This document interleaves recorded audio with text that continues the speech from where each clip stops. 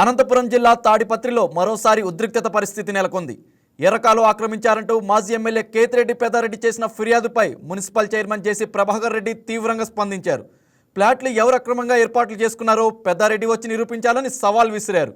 లేదంటే పెద్దారెడ్డి నాన్న విగ్రహం వద్ద ధర్నా చేస్తానంటూ హెచ్చరించారు. పెద్దారెడ్డి వచ్చి ఏది అక్రమంగా నిర్మించారని చూపిస్తే దాన్ని తాను పడగొట్టడానికి సిద్ధంగా ఉన్నానని స్పష్టం చేశారు.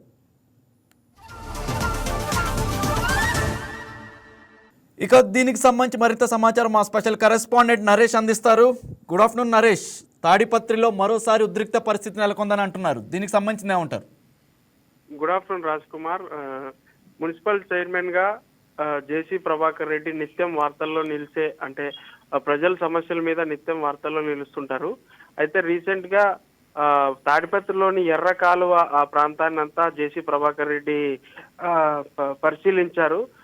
దాన్ని సందర్శించినప్పుడు ఇంతకు ముందు దీనికి ముందు ఏమైందంటే కేతిరెడ్డి పెద్దారెడ్డి జేసీ వర్గీయులంతా కలిసి ఆ ఎర్రకాలువ సమీపంలో ఉన్న ప్రాంతాన్ని ఆక్రమించి అక్కడ ప్రైవేట్ ఫ్లాట్లు వేసుకొని వాళ్ళు రియల్ ఎస్టేట్ బిజినెస్ చేస్తున్నారని ఆరోపించినాడు.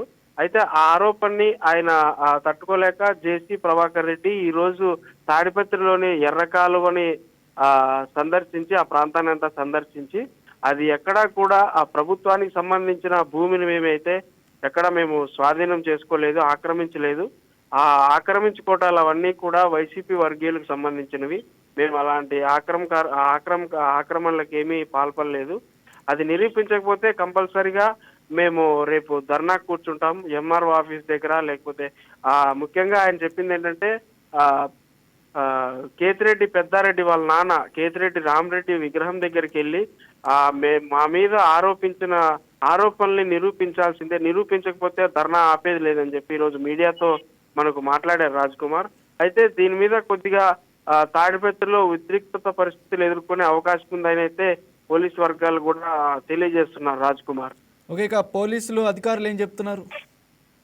పోలీసులు అధికారులు కూడా ఈ ఆరోపణలు రాజకీయ పరమైనవని చెప్పి అక్కడ కొంతమంది ఇరు వర్గాల ప్రజల్ని కూడా సానుకూలంగా మాట్లాడి అధికారులు పోలీసులందరూ కూడా భద్రతా ఏర్పాట్లు చేస్తున్నారు.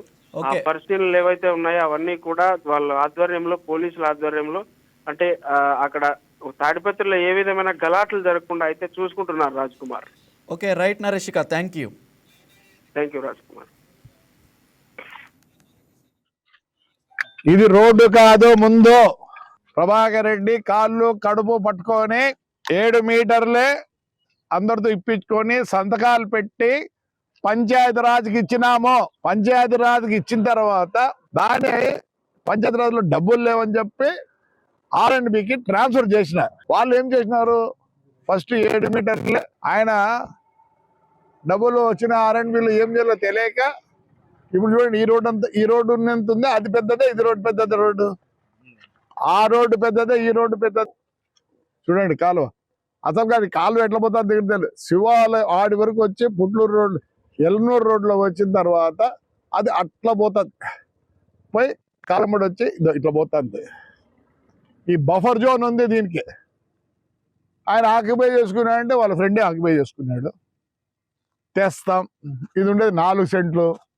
ఎన్ని సెంట్లు ఆక్రమించుకున్నాడు చూస్తాం.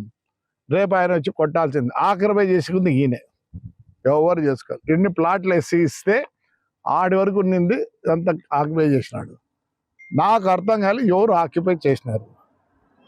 వాళ్ళ తనంలో వాళ్ళు ఉన్నారు, మనకు ఊరికి ఇచ్చినారు.